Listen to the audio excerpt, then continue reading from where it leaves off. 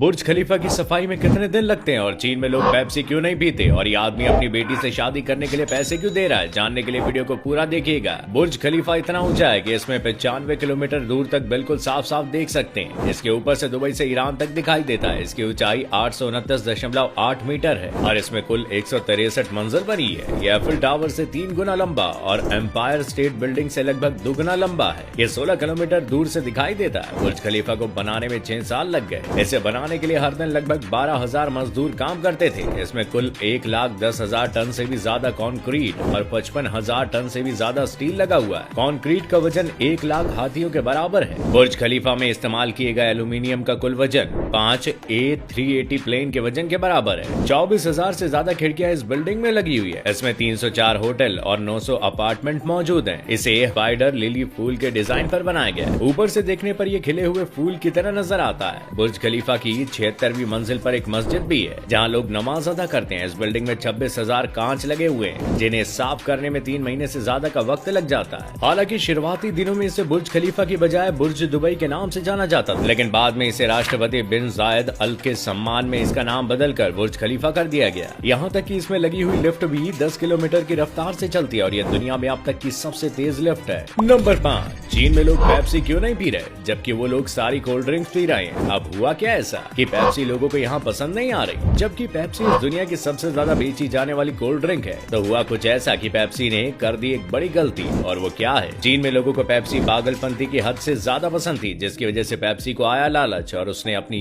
Sales को और भी बड़े लेवल पर प्रमोट करने के लिए एक नई टैगलाइन ठोक दी, Pepsi brings you back to life, यानी पेप्सी पियोगे तो दोबारा जिंदगी जियोगे। और जब चाइनीज में इसी स्लोगन को ट्रांसलेट किया गया तो मतलब आया कि Pepsi brings back your ancestors to your life. Pepsi आपके पूर्वजों को आपके जीवन में वापस लाता है। अब भला ये कैसे पॉसिबल है, लेकिन चाइनीज तो चाइनीज है। नंबर 4, भाई किसी लड़की से शादी करने के लिए आपको उसका बाप 500 करोड़ रुपए दे तो क्या ख्याल है? हाँ, लेकिन इस लड़की में कमी कोई नहीं है, बस दिमाग थोड़ा सा हिला हुआ है। बताता हूँ कि हांगकांग के रियल एस्टेट किंग सीसिल चाओ अपनी बेटी से शादी करने वाले को 500 मिलियन हांगकांग डॉलर देना चाहते हैं, जो इंडिया में 500 करोड़ के बराबर है, क्योंकि चाओ साहब बिजनेस में इतने बिजी थे कि इन्होंने कभी भी शादी नहीं की। और इनकी एक बेटी है। अब क्योंकि हांगकांग में बिना शादी के बच्चा पैदा करना कोई बुरी बात नहीं है, तो इनकी बेटी गीगी चाओ एक लेस्बियन, यानी मतलब साफ है कि लड़कों में इनका कोई इंटरेस्ट ही नहीं है और लड़की एक लड़की से प्यार करती है। और ये बात जग जाहिर है। इसलिए पापा चाओ की प्रॉब्लम ये है कि इनकी विरासत को आगे संभालेगा कौन। तो इसी प्रॉब्लम को सॉल्व करने के लिए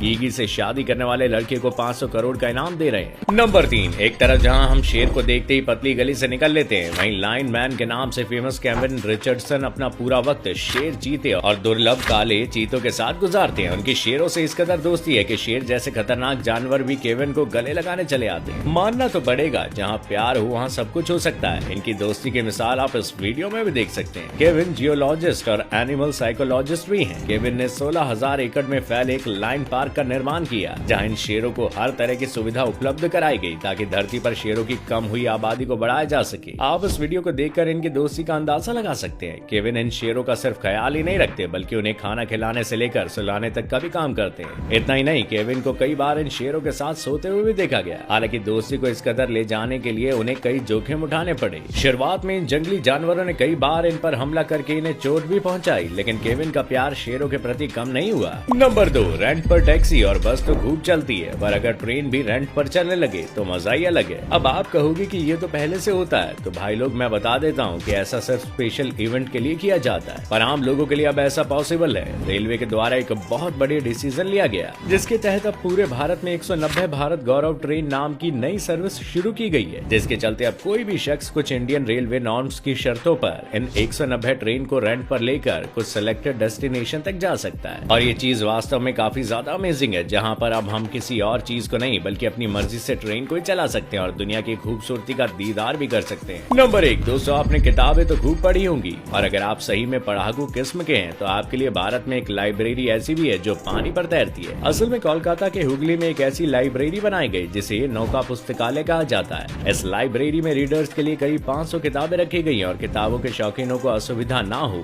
इसके लिए यहाँ वाईफाई का ऑप्शन रखा गया है। अगर आप भी किताबों को तैरते हुए पढ़ना चाहते हैं तो इसके लिए आपको 100 रुपए का टिकट खरीदना होगा, जिसमें आपको 3 घंटे का टाइम मिलता है।